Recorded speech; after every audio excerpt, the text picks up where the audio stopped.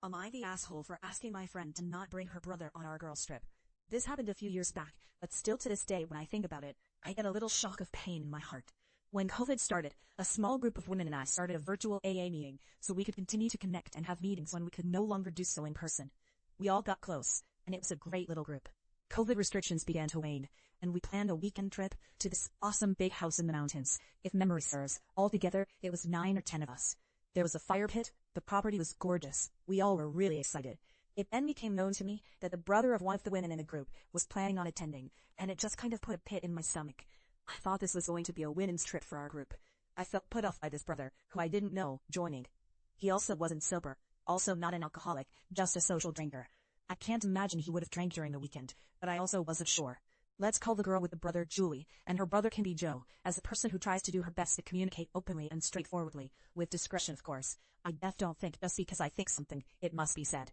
I reached out to Julie directly, and was very careful with my words, because I did not want to offend. The goal was to say how I was feeling, and gently suggest if this weekend away could remain a trip for our sober group of women, sans Joe. She did not like this, and quickly began surveying other women in the group to see if they also felt this way.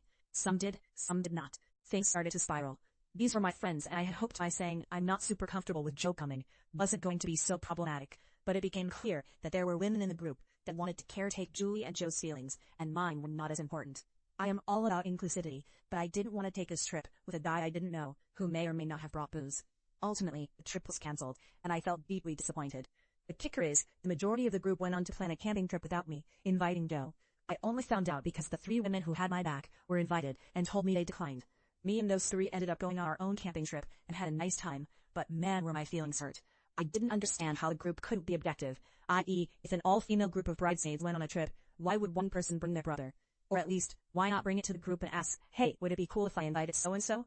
We planned a trip for the members of our group. There was no talk of bringing significant others or additional guests. AITA for asking Julie not to bring her brother Joe on that trip.